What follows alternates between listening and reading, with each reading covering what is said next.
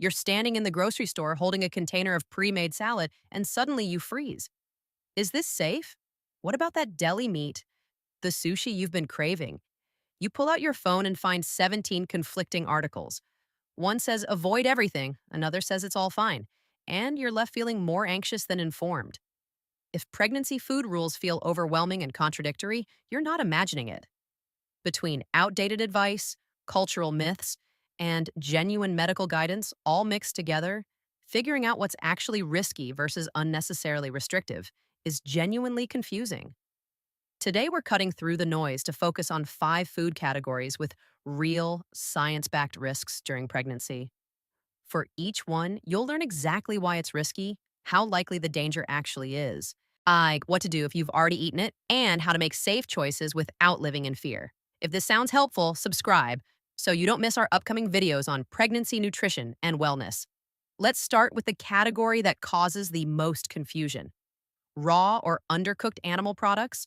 This includes raw eggs and cookie dough or homemade mayo, undercooked meat, especially ground beef and poultry, and raw seafood like sushi, oysters, or ceviche.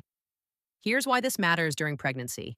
Your immune system naturally suppresses itself to protect your baby from being rejected as foreign tissue. It's a brilliant biological adaptation, but it also means you're more vulnerable to bacterial infections. The specific concerns are Salmonella, E. coli, and Toxoplasma. These bacteria can cause severe illness in you and, in rare cases, serious complications for your baby. Now, before you panic about that bite of medium rare steak you had last week, here's what you need to know. Food poisoning symptoms appear within 24 to 72 hours after eating contaminated food. If you feel fine after that window, your baby is fine. One exposure doesn't create lasting harm. The guidelines exist to minimize your cumulative risk over 40 weeks, not to protect against every single instance. So what's the practical approach here? Cook meat to 165 degrees Fahrenheit. Use a meat thermometer. It's the only reliable way to know. Avoid raw preparations of eggs and meat at home. But here's the nuance. Restaurant quality sushi from reputable establishments carries very low actual risk. If you understand that small risk and you're comfortable with it, you can make that choice. This isn't about perfect avoidance, it's about informed decisions. The second category is high mercury fish. Mercury specifically damages fetal brain and nervous system development, and here's why certain fish are problematic. Mercury accumulates in larger, longer-lived fish because they eat many smaller fish over their lifetime. Each small fish contains a tiny amount of mercury, and it all adds up in the big predator's body. The fish to actually avoid are shark, swordfish, king mackerel, tilefish, and big-eye tuna. These are the high-risk ones. But this is not about avoiding all fish. Fish omega-3s are incredibly beneficial for your baby's brain development. You should be eating fish during pregnancy. The practical guidance is 8 to 12 ounces weekly of low mercury options. Salmon, sardines, cod, amber shrimp, and canned light tuna are all excellent choices. They give you the brain-building benefits without the mercury risk. If you've already had a serving of high mercury fish, here's your reassurance.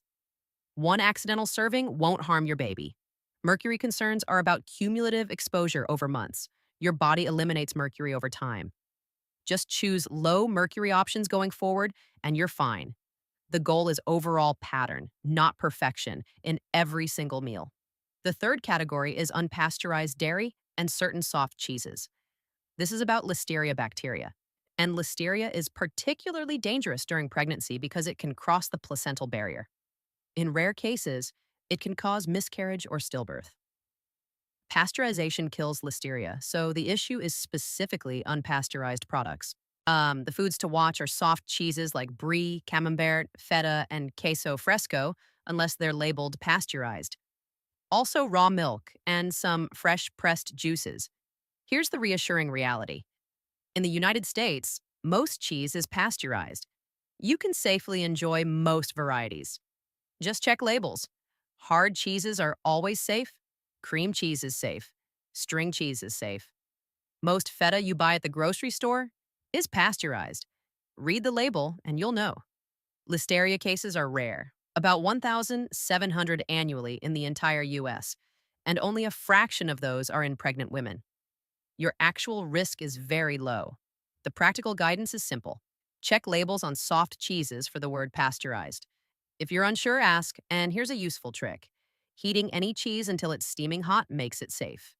So that queso dip at the Mexican restaurant? Perfectly fine. It's been heated. You're not giving up cheese during pregnancy. You're just being selective about which types and making sure they're pasteurized. The fourth category is excessive caffeine. Caffeine crosses the placenta, and your baby can't metabolize it efficiently yet. Research shows that amounts above 200 milligrams daily are associated with slightly increased miscarriage risk and restricted growth. 200 milligrams is about one 12-ounce coffee. That's your daily limit. Now, if you've been having more than that, here's your reassurance. Previous consumption doesn't create ongoing risk. Simply adjust going forward. Your body clears caffeine. Your baby's development continues. You haven't caused harm. The practical guidance is to count all sources. Coffee and tea, soda, energy drinks, and even chocolate contain caffeine. Know your drink sizes. A small coffee is different from a large. A shot of espresso has less caffeine than a full cup of drip coffee. Learn the caffeine content of your usual drinks and stay within that 200 milligram guideline. Many women find switching to half calf helpful. Others choose one small coffee and enjoy it. Both approaches work. You're not giving up caffeine entirely unless you want to. You're just being mindful of the amount. The fifth category is alcohol. Fetal alcohol syndrome involves serious developmental delays and physical abnormalities, and no amount of alcohol has been proven safe during pregnancy. Here's why. Alcohol crosses the placenta at the same concentration as your blood. And your baby's tiny developing body receives the same alcohol level you do, and it can interfere with cell division during critical development windows. If you drank before you knew you were pregnant, listen carefully. This is extremely common, and the risk is very low. Most fetal alcohol syndrome cases involve heavy, regular drinking throughout pregnancy. We're talking multiple drinks, multiple times per week, for months. That's not what you're describing. The occasional drink before your positive test when the embryo is barely implanted carries minimal risk. You can stop worrying about those early weeks. The practical guidance going forward is complete avoidance. It's the only guideline with zero risk.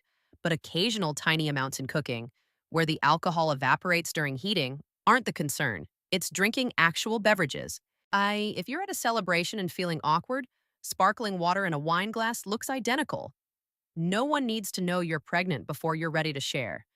Now let's talk about what actually happens if you've eaten something on this list. This is the question keeping many of you up at night. Here's the reality. One-time exposures very rarely cause problems. These guidelines exist to minimize cumulative risk over 40 weeks. They're not designed to protect against every single instance. If you ate sushi last week, deli meat yesterday, or had too much coffee this morning, the most likely outcome is absolutely nothing. Watch for food poisoning symptoms if you're concerned about bacterial contamination. Nausea, vomiting, diarrhea, fever, or severe cramping within 72 hours. If those appear, call your provider. If you feel completely fine after 3 days, your baby is fine. And here's what matters most. Stressing about what you've already eaten is more harmful than the food itself was likely to be. Stress hormones cross the placenta too. Anxiety affects your well-being. Let it go. Move forward with good choices and trust that your body and baby are resilient. So how do you think about food choices going forward? Some women choose maximum caution. They avoid everything remotely questionable. Others calculate acceptable small risks based on food quality and source. They eat sushi from trusted restaurants or enjoy occasional deli meat from reputable delis. Both approaches are medically valid. Your provider isn't judging your choices. The guidelines create a framework. You get to decide where you land within it. You know the actual risks we've discussed today. Understand why each category matters. Then make informed choices aligned with your comfort level. If avoiding something entirely gives you peace of mind, do that. If understanding the risk and choosing high-quality versions feels right, that works too. Focus your energy on the foods you can enjoy rather than the short list to avoid. You have 40 weeks of eating ahead of you. Pregnancy isn't about deprivation, it's about nourishment. You can enjoy delicious, satisfying food while keeping your baby safe. You can go to restaurants, attend celebrations, and live your life. You just need accurate information to make good decisions. And now you have it. You know which foods carry real risks, why they matter, and how to navigate them confidently. You're not paralyzed in the grocery store anymore. So you can read labels, ask questions, and make choices that feel right for you. That's exactly where you should be, informed, capable, and empowered to nourish yourself and your baby well.